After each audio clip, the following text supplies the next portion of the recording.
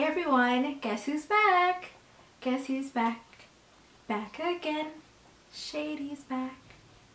Tell a friend. That had to be the worst Slim Shady reference ever. Eminem.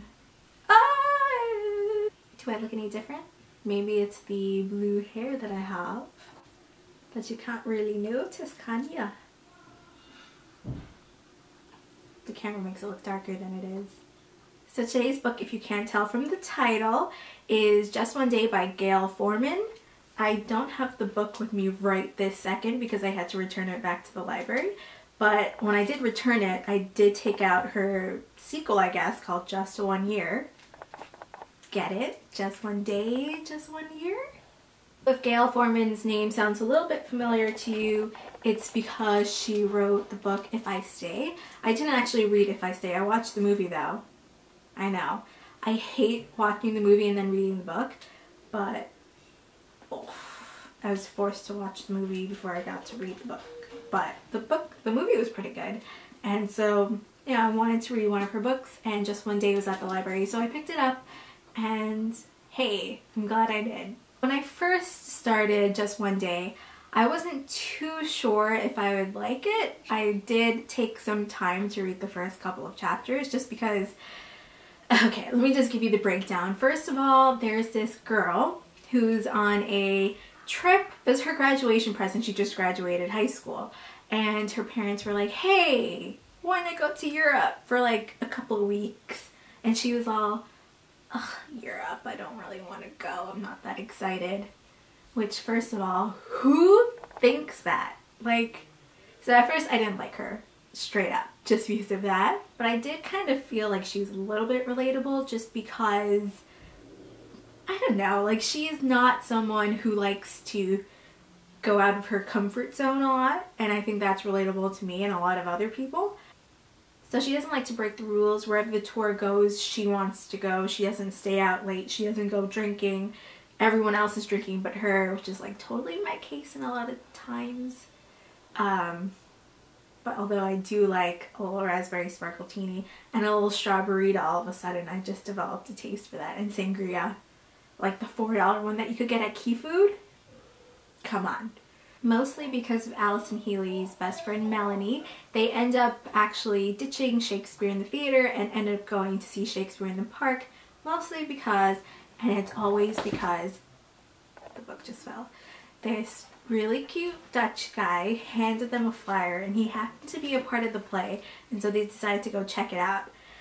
Little did they know that that's how Allison's life was about to change on that fateful night watching a Shakespeare play. So they watched the play and that's that. The next day the tour disperses. Allison and Melanie head to London to hang out with Melanie's cousin or friend. That's not important. But on the way there, they run into the boy again. His name is Willem. So Willem is talking to Allison and all of a sudden this crazy idea just pops out of nowhere where he's like, let's go to Paris for the day. Paris for the day with a stranger that you don't know. Technically that's what a stranger is, but, and that's where I started getting the feeling that this book is not that realistic, which is totally fine. You know, no one says young adult has to be super realistic. When she gets on the train with Willem, things start off a little rocky. She notices girls are like approaching him because, you know, he's just that beautiful, of course. And she starts to get really anxious and really nervous about why she's there with him. She thinks, oh, maybe he's gonna possibly rob and kill me. Yeah, that would be my first thought if a stranger just came out of nowhere and said, hey, let's go to Paris for the day. Okay, yeah, I'll go with you to Paris. So going to Paris is the sense of freedom. It's the sense of trying new things, getting out of your comfort zone, overcoming fears, and just throwing yourself in a new city to explore. And Allison does do that. She takes in the Parisian day-to-day life, even though it's only one day, and she sees, you know, just everyday, ordinary things that just seem so magical in Paris. She sees kids playing on the street while their moms are like teetering over the cobblestone with their high heels. She sees these beautiful tiny canals that she didn't even know existed in Paris. She tries Parisian delicacies, and she gets happily lost in different parts of Paris and explores, and it's all because of Willem. This amazing magical day is because of this guy who she doesn't know, but she just feels this connection to. She feels like she's known him all her life. Problem is that she's falling in love with him. He's made it clear that the one day that they've seen each other is the one day they will know each other.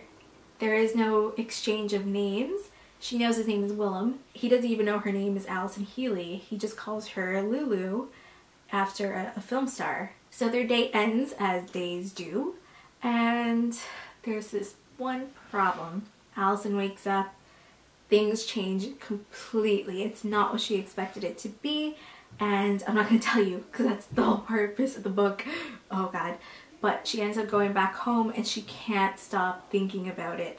She can't stop thinking about him. What is he doing?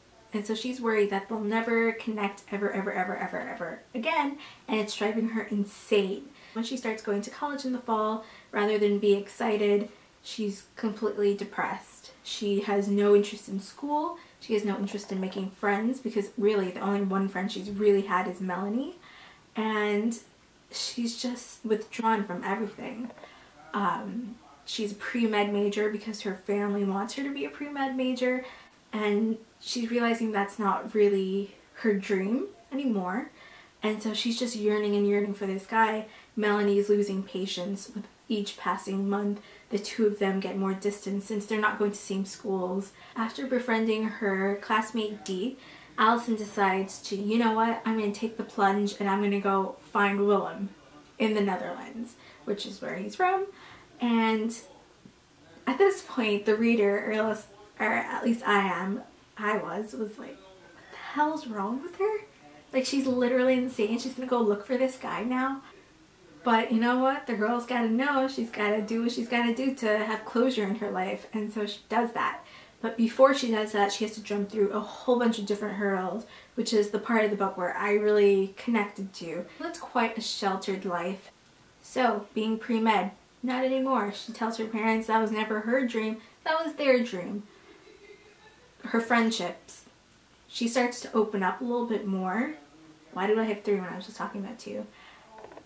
She realizes that she needs financial independence. I hate to keep saying it's relatable, but it is. It's relatable to a lot of people. And what I like about Gayle Forman is that she explores these emotions of being scared, being driven, being determined to do what she has to do. Eventually Alison makes her way back to Europe, and she goes on this wild goose hunt to look for Willem, even though she has no idea what his last name is. And the only thing she knows is that he's like basically a character in one of these Shakespeare productions. And she ends up meeting all these cool people, which I liked about that. She opened up and she made friends with these people. Whether or not she actually finds him, there's a lot that goes on that I think will changes her mentality, changes the type of person she is, makes her a better person. If you're a big fan of Shakespeare, you're gonna love this book because they always mention Shakespeare no matter what. Like every chapter there's like Shakespeare involved. I'm not crazy. I know, cast stones, but I'm not that crazy about Shakespeare. If you're into Shakespeare, you're gonna love this book. It mentions all his comedies, dramas, dissects his stuff. My favorite aspect of the whole book is Alison coming into her own. She's becoming her own person. She's making decisions that, you know, it's only going to help her in the future. She's no longer dependent on people. Like I said earlier, this book isn't really realistic at all unless you live like this magical life and this happens to you. If it does, do let me know.